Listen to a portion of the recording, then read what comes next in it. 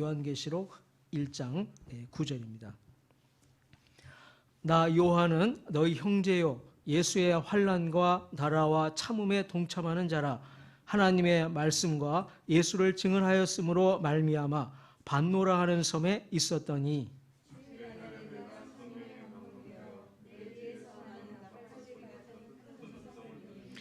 이르되 내가 보는 것을 두루마리에 써서 에베소, 서머나, 버가모, 두아디라, 사데, 빌라델비아, 라오디게아 등 7교회에 보내라 하시기로.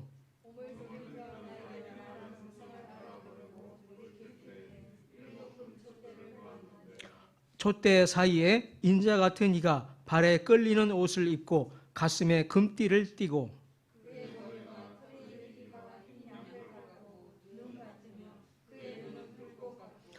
그의 발은 풀무불에 단련한 빛난 주석 같고 그의 음성은 많은 물소리와 같으며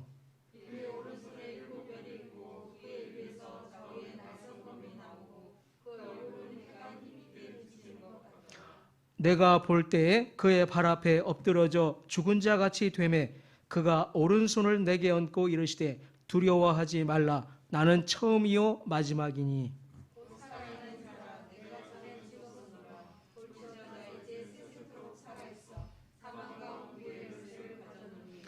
그러므로 내가 본 것과 지금 있는 일과 장차 될 일을 기록하라. 내가 본 것은 내 오른손의 7별의 비밀과 또 7금 촛대라. 7별은 7교회의 사자요 7 촛대는 7교회니라. 아멘. 사도 요한은 이제 서론과 인사말을 끝내고 이제 9절부터 예수 그리스도께서 주신 계시의 본 내용으로 들어갑니다. 그런데 사도 요한은 계시의 본 내용을 시작하면서 나 요한은 하고 자신이 누구인지를 말합니다. 이미 인사를 다 했습니다. 그리고 편지의 수신자들도 사도 요한을 잘 알고 있습니다. 그러니까 9절에서 지금 자신이 누구인지를 말하는 것은 단순한 자기소개가 아닙니다. 그렇죠? 자기소개라기보다는 자신의 정체성, 그러니까 신앙 안에서 자신은 어떠한 사람인가를 말하는 것입니다. 그렇죠? 그리고 그 말은 사도 요한에게만 해당되는 말은 아닙니다. 사도 요한과 같이 그리스도를 믿는 모든 사람들에게 해당되는 말입니다. 그러므로 그리스도인의 정체성이라 이렇게 말할 수 있겠습니다. 자, 그럼 사도 요한이 자신을 어떠한 사람으로 소개하는지 들어보겠습니다. 2가지로 말합니다. 9절 상반절입니다. 나 요한은 너희 형제요 예수의 환난과 나라와 참음에 동참하는 자라. 첫째, 사도 요한은 자신을 사도라고 말하지 않습니다. 너희 형제라 말합니다. 사도는 사명, 직임의 이름입니다. 우리 지금 시대에서는 목사, 장로, 집사 역시 사명, 직임의 이름입니다. 그러니까 맡은 일에 따라서 부르는 명칭일 뿐입니다. 신분상으로는 모두가 다 형제입니다. 하나님을 아버지로 부르는 형제입니다. 그러니까 사도 요한이 나 요한은 너희 형제요라고 말하는 것은 예수님을 믿는 우리 모두는 주 안에서 하나님의 가족이며 또 동등한 형제들이다라고 하는 고백입니다. 그러니까 교회 안에서는 주 안에서는 신분의 차이, 서열의 차이가 없습니다. 모두가 형제입니다. 둘째로 이제 사도 요한은 자신을 예수의 환난과 나라와 참음에 동참하는 자라 말합니다. 그러니까 예수의 환난과 나라와 참음에 동참하는 자. 그러니까 예수의라고 하는 단어는 환난뿐만 아니라 나라 그리고 참음을 다 수식합니다. 그러니까 예수의 환난, 예수의 나라, 예수의 참음에 다 동참하는 자입니다. 그러니까 이것은 사도 요한만이 아니라 예수님을 믿는 모든 신자에게 해당되는 말입니다. 예수님의 환난에 동참하는 자들입니다. 그러니까 예수님께서 복음으로 인해서 환난을 당하신 것처럼 모든 그리스도인들 역시 이 땅에서 복음으로 인해서 환난을 당합니다. 자, 예수의 나라에 동참합니다. 예수님께서 왕으로 다스리신 나라, 바로 그 나라의 백성으로 참여합니다. 예수의 참음에 동참합니다. 예수님이 인내하신 것처럼 이 땅에서 모든 그리스도인들도 인내하며 살아갑니다. 근데 여기서 우리가 순서에 주목을 해봅니다. 자, 환난, 나라, 참음의 순서로 되어 있습니다. 그러니까 나라를 가운데 두고 앞뒤로 환난과 참음이 둘러싸고 있습니다. 보통은 중요한 말을 가운데 두는 경우가 많습니다. 바로 이 경우도 거기에 해당이 됩니다. 자, 가운데 나라, 하나님의 나라, 예수님의 나라에 들어가는 것, 그 나라의 백성이 되는 것이 바로 구원입니다. 근데 그 나라에 들어가는 사람들은 환난과 참음을 감당해야 하는 것입니다. 복음으로 인해 환난을 당하게 되는데 그 환난 가운데서 믿음으로 인내하는 가운데 예수님의 나라에 온전히 들어가게 된 것입니다. 사도 요한은 이렇게 두 가지로 자신의 정체성이자 모든 그리스도인들의 정체성을 말했습니다. 첫째, 모든 그리스도인들은 다 형제라고 하는 사실. 그리고 둘째, 환난과 인내 가운데 예수 그리스도의 나라에 들어가는 사람들이라고 하는 사실입니다. 그러니까 우리는 이제 교회 안에서 항상 서로를 대할 때 형제로서 귀하게 여기고 서로 존중하고 사랑해야 할 것입니다. 또 삶에서 환난을 만날 때에는 시험에 들어 실족한다거나 믿음을 포기할 것이 아니라 오히려 참음, 인내하여야 합니다. 그러니까 최종적으로 받게 될 하나님 나라의 유업을 바라보면서 소망 가운데 인내하여야 합니다. 자, 이 9절 하반절에서도 사도 요한은 복음을 증거함으로 인해서 환난, 즉 박해와 핍박을 당해서 반모라고 하는 섬에 갇혀 있다고 말합니다. 이 반모 섬은 에베소 앞으로 멀리 떨어져 있는 섬입니다. 이 섬이 화산암으로 형성이 되어 있습니다. 그러니까 땅이 척박하고 황량하죠. 식량이 되는 밀과 포도를 아주 간신히 약간 재배할 정도라고 합니다. 그러니까 이 당시 로마 시대에 죄인들을 유배해서 노동을 시키는 그 섬으로 사용이 되었습니다. 사도 요한이 지금 엄청 나이가 많이 들었을 때인데요. 그런 이 섬에, 외딴 섬에 유배된 죄인의 처지에 있습니다. 그러니까 반모섬이라고 하는 이 말 자체가 사도 요한이 처한 환난과 참음을 잘 나타내 줍니다. 이제 반모섬을 가보면은 사도 요한이 기도하던 동굴이라 이렇게 전해 내려오는 곳이 있다고 합니다. 이제 그 동굴에서 이제 바다를 바라보게 되면은 그쪽 방향에서 볼 때는 작은 섬들이 그 바다를 이렇게 둘러싸고 있는 모습으로 보이는데 마치 호수처럼 보인다라고 합니다. 그래서 사도 요한이 그 동굴에서 기도하면서 그를 바라보았을 때 고향 생각이 이렇게 나지 않았을까? 마치 갈릴리 호수 같은 그 모습을 바라보면서 고향 생각을 많이 하지 않았을까? 이렇게 생각을 한다고 합니다.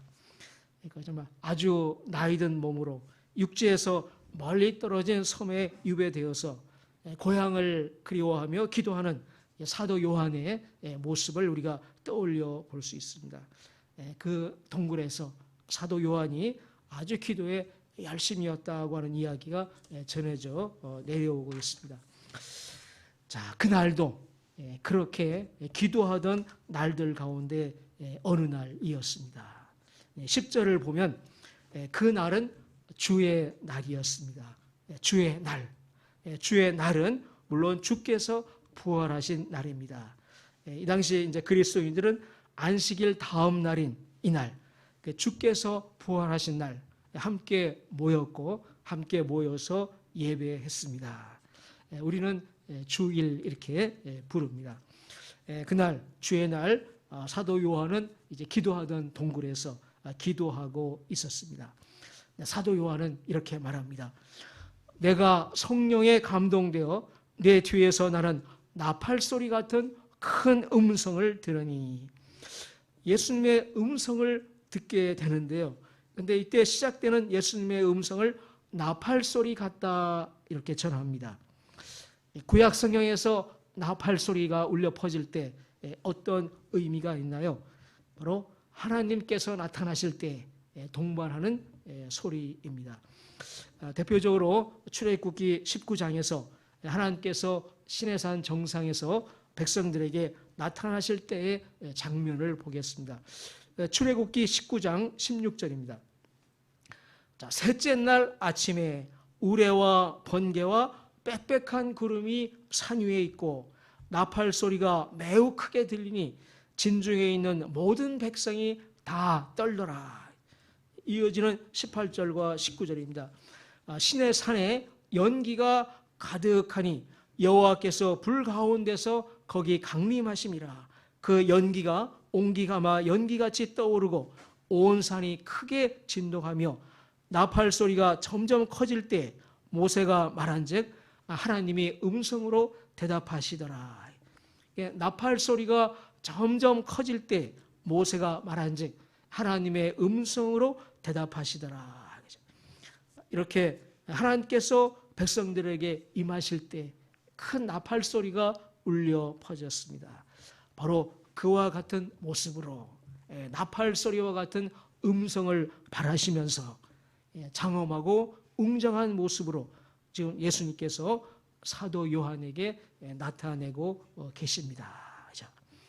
나팔 소리와 같은 음성, 작은 음성이 아니시죠. 분명하고 장엄하게 완전하게 압도하는 음성으로 사도 요한에게 예수님께서 말씀하셨습니다. 이것은 바로 하나님께서 임하시는 그 모습을 가리키고 있는 것입니다. 그러니까 예수님께서 지금 하나님으로서, 하나님의 신성으로서 나타나고 계신 것입니다. 그리고 들리는 음성의 내용은 11절입니다. 자, 이르되 내가 보는 것을 두루마리에 써서 에베소, 서머나, 버가모, 두아디라, 사대, 빌라델비아, 라오디게아 등 7교회에 보내라 하시기로. 자, 내가 보는 것, 이것은 바로 이제 예수님께서 사도 요한에게 보여주시는 모든 것, 계시해 주시는 모든 것을 말합니다. 그러니까 요한계시록 전체를 말합니다.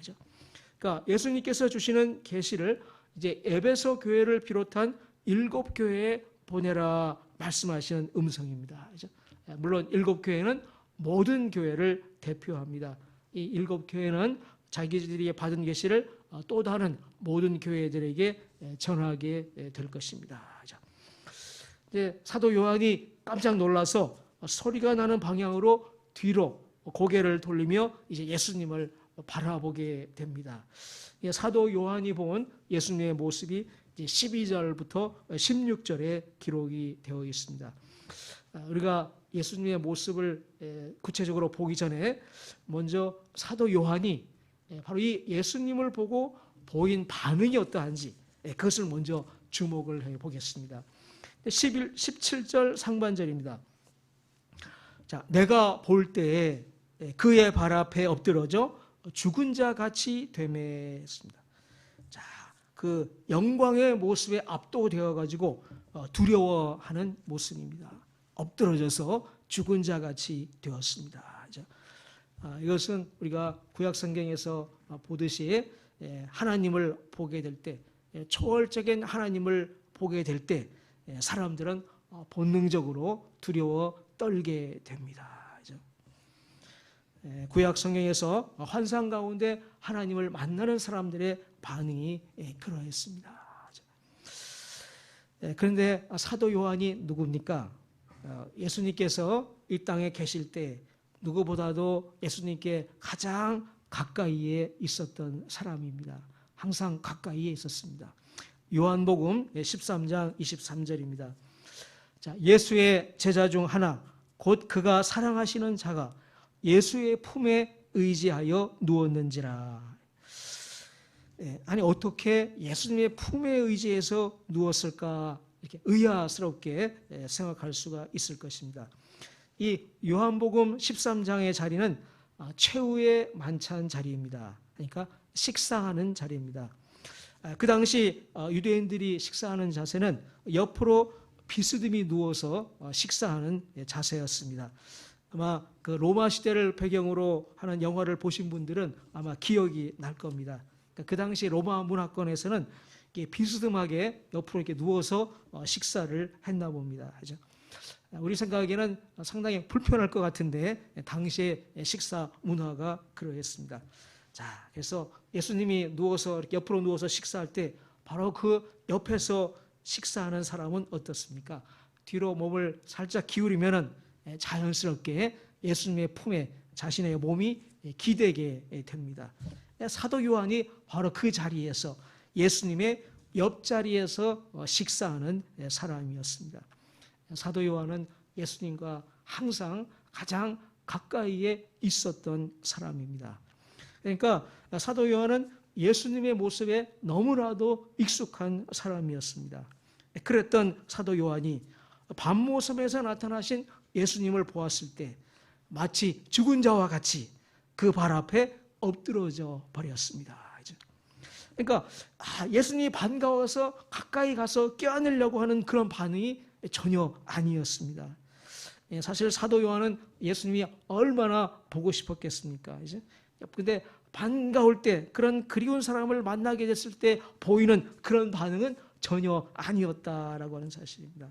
그러니까 지금 나타나신 예수님의 위엄이 전과는 완전히 다른 것입니다. 전에는 인간의 모습으로 나타난 예수님이었습니다. 사람으로서만 나타난 예수님이었습니다. 그런데 지금은 하나님의 영광과 위엄으로 나타나신 예수님이십니다. 그러니까 피조물인 존재들은 누구나 그 앞에서 두려워 떨 수밖에 없는 그런 초월적인 존재로서 나타나신 것입니다.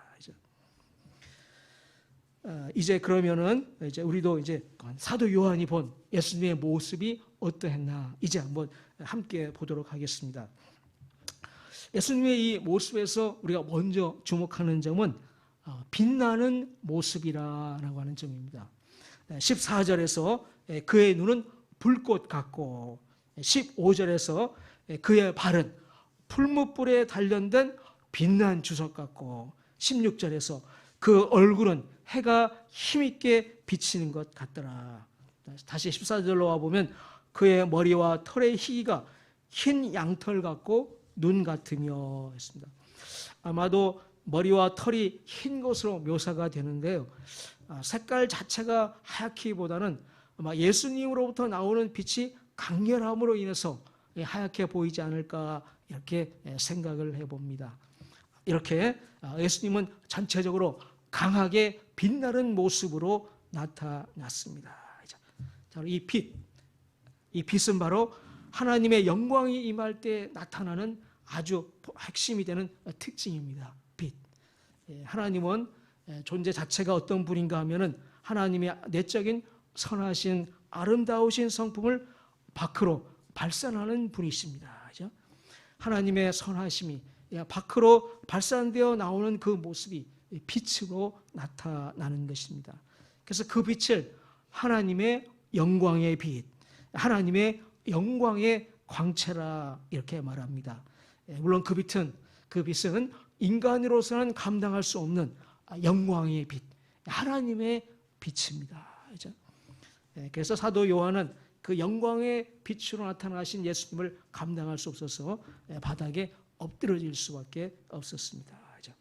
자, 이렇게 예수님의 전체적인 모습을 염두에 두면서 이제 아마 세부적인 모습을 살펴보겠습니다. 사도 요한은 지금 예수님의 빛나는 모습을 바라보는 가운데 세부적인 모습도 주의를 집중해서 살피고 기록을 했습니다. 13절을 봅니다. 촛대 사이에 인자 같은 이가 발에 끌리는 옷을 입고 가슴에 금띠를 띠고. 자, 여기서 사도 요한은 예수님을 인자 같은 이로 부릅니다. 이제 우리는 인자 같은 이, 성경에서 인자 같은 이라고 말할 때 구약의 어떤 구절이 이제 자연스럽게 떠오르시죠? 바로 다니엘이 본 환상, 인자와 같으니 바로 그분으로 부르신 것입니다. 다니엘이 환상 가운데 보았습니다. 사람과 같은데 그러나 그 엄청난 나라와 권세와 영광을 영원히 하나님 아버지로부터 받는 그 모습이 사람이라고는 할 수 없는 신적인 존재, 그 인자와 같으니 이렇게 불렀거든요. 바로 그 신적인 존재, 신적인 메시아를 표현한 말을 그대로 사용을 하신 것입니다. 바로 다니엘이 본 그 인자와 같으니, 그리고 그 분이 바로 예수님이시고 다니엘이 본 그 모습이 실제로 이루어진 그 분이다. 이것을 가리키고 있는 것입니다. 자, 발에 끌리는 옷을 입고, 이것은 이제 왕들이 입는 긴 망토의 옷을 입고 있음을 묘사합니다. 그러니까 예수님은 왕으로서 또 나타나신 모습, 그리고 당연히 하늘 성전의 대제사장으로서의 모습을 의미합니다. 그죠? 가슴에 금띠를 띠고, 금띠는 금과 같이 아주 존귀한 분임을 의미하죠. 역시 왕으로서 그리고 하늘의 대제사장으로서의 존귀하심을 나타냅니다. 14절, 그의 눈은 불꽃과 같고 했습니다. 예수님의 눈은 모든 것을 꿰뚫어 보신다고 하는 것을 알 수 있습니다. 예수님 앞에서는 그 누구도 감추거나 속이지 못한 것입니다. 모든 사람의 그 안까지, 그러니까 모든 사람들의 행실이 다 예수님 안에서는 다 드러날 것임을 우리가 여기서 볼 수가 있습니다. 15절에서 그의 발은 풀무불에 빛난 풀무불에 단련한 빛난 주석 같고 했습니다. 예수님의 발은 어떤가요? 우리 사람의 연약한 발이 아니었습니다. 빛이 나고 또 풀무불에 단련된 주석과 같습니다. 그러니까 풀무불에 단련된 주석, 이거 아주 강하다고 하는 것을 의미하죠. 그러니까 어떤 것을 밟아도 예수님의 발에는 아무런 상처나 흠이 없을 것입니다. 예수님의 빛나는 주석과 같은 이 발로 모든 악인들을 짓밟으시는 그 모습이 연상이 됩니다. 그의 음성은 많은 물소리와 같으며 했습니다. 예수님의 음성이 처음에 나팔 소리와 같은 음성으로 시작을 했습니다. 이제는 많은 물소리와 같다고 말씀하십니다. 자, 많은 물소리와 같은 음성 할 때 역시 우리가 구약 성경에서 바로 이 말은 하나님의 음성에 대해서 쓰인 것이라는 것을 우리가 생각에 떠올려야 되겠습니다. 바로 에스겔서 43장 2절입니다. 이스라엘 하나님의 영광이 동쪽에서부터 오는데 하나님의 음성이 많은 물소리 같고 땅은 그 영광으로 말미암아 빛나니 했습니다. 장차 하나님께서 백성들에게 임하실 텐데 그 하나님의 음성이 많은 물소리와 같다. 그리고 그 땅이 하나님의 영광으로 빛날 것이라고 하는 것을 예언을 합니다. 바로 예수님이 에스겔 선지자가 본 그 모습으로 나타나신 것입니다. 그러니까 예수님은 하나님으로서 나타나심이죠. 16절에 그의 입에서 좌우에 날선검이 나오고 있습니다. 예수님의 입에서 말씀이 나오는데 좌우에 양쪽에 날이 날카롭게 서 있는 날선검과 같다 말씀합니다. 그러니까 예수님의 입에서 나오는 말씀이 어떤 말씀이에요? 두려운 말씀이죠. 심판의 말씀이 선포되는 모습을 나타냅니다. 예수님의 이 심판의 말씀이 선포될 때 얼마나 두렵고 무섭겠습니까? 누가 감히 그 앞에 서 있을 사람이 누가 있겠습니까? 악인들은 좌우의 날선 검에 맞듯이 예수님의 심판의 말씀을 듣게 될 것입니다. 이것이 사도 요한이 본 예수님의 모습입니다. 한마디로 우리가 요약을 하면 어떨까요?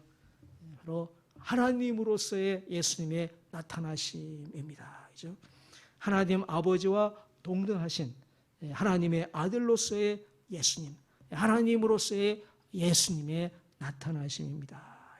그러니 사도 요한은 바로 이 예수님의 이 하나님의 영광의 이 모습을 보고 예수님의 발 앞에 엎드려서 죽은 자같이 되었습니다. 연약한 인간으로서, 죄인으로서 하나님을 본 자가 갖는 그런 두려움이 그를 압도했을 것입니다. 그렇게 엎드려져 죽은 자같이 되었을 때 우리의 예수님께서 오른손을 사도 요한에게 얹으셨습니다. 예수님께서 따뜻하게 대하신 것입니다. 이제 하나님과 이 피조물인 인간의 관계로서가 아니라 예수님과 사랑하시는 제자의 관계로서 다가오신 것입니다. 자, 예수님의 손이 자신에게 닿는 순간 사도 요한의 마음이 어땠을까요? 정말 말로 다 할 수 없는 큰 감동과 위로를 느꼈을 것입니다. 그리고 또 동시에 예전과 같이 정말 예수님과의 그 가까운 관계, 친밀한 관계가 느껴졌을 것입니다. 그와 함께 예수님의 음성이 들립니다. 두려워하지 말라. 하나님으로서 예수님을 두려워하지 말라.